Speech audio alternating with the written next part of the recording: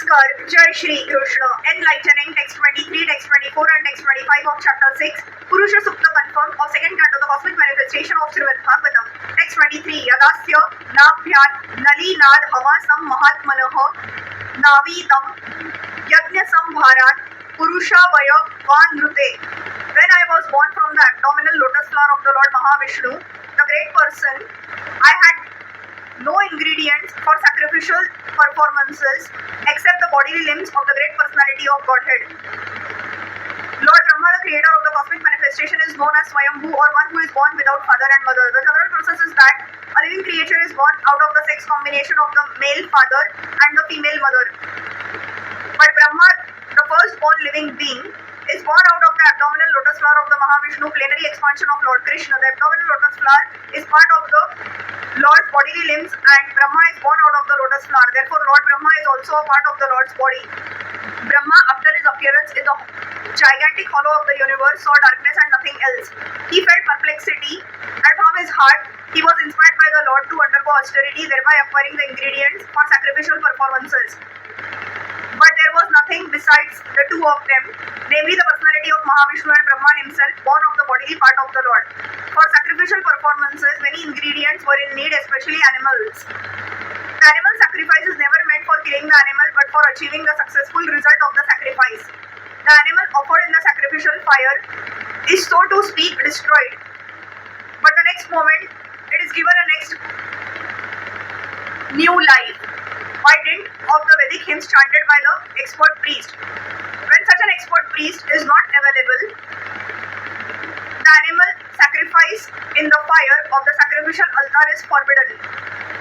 Thus, Brahma created even the sacrificial ingredients out of the bodily limbs of the Garbhodakshari Vishnu, which means that the cosmic order was created by Brahma himself. Also, nothing is created out of nothing, but everything is created from the person of the Lord. The Lord says in the Bhagavad Gita 10.8, Aham sarvasya prabhavo mataha sarvam pravartate. Everything is made from my bodily limbs, and I am therefore the original source of all creations. The impersonalists argue that there is no use in worshipping the Lord when everything is nothing but the Lord himself. The personalist, however, worships the Lord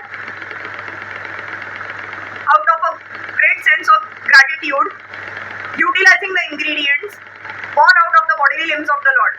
The fruits and flowers are available from the body of the earth, and yet Mother Earth is worshipped by the sensible devotee with ingredients born from the earth. Similarly, Mother Ganges is worshipped by the water of the Ganges, and yet the worshipper enjoys the result of such worship.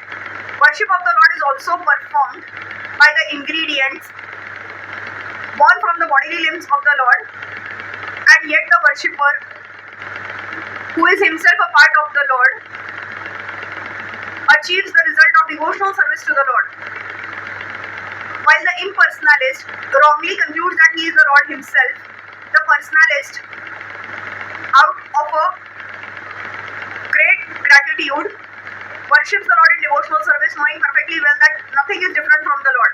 The devotee therefore endeavors to apply everything in the service of the Lord, because he knows that everything is the property of the Lord and that no one can claim anything as one's own. This perfect conception of oneness helps the worshipper in being engaged in his loving service, whereas the impersonalist, being puffed up falsely, remains a non-devotee forever without being recognized by the Lord. Text 24.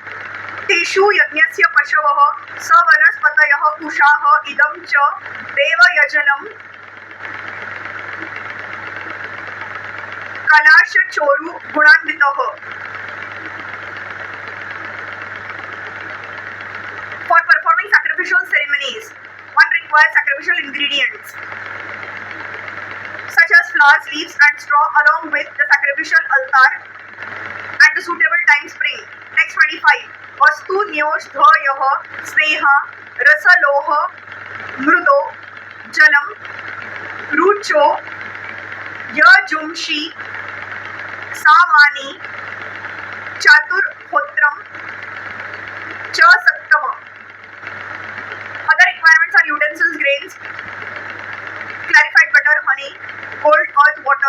Rig-Ved, Yajur-Ved and Sam-Ved, and 4 priests to perform the sacrifice. To perform a sacrifice successfully, at least 4 expert priests are needed.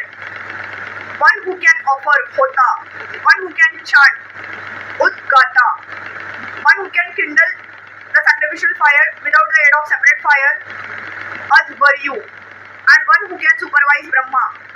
Such sacrifices are conducted from the birth of Brahma, the first living creature, and were carried on till the reign of Maharaj Yudhishthir. But such expert Brahman priests are very rare in this age of corruption and quarrel, and therefore in the present age only the yajna of chanting the holy name of the Lord is recommended. The scriptures enjoin Harer Nama eva kevalam kalau nasti eva gatir anyatha. Hare Krishna.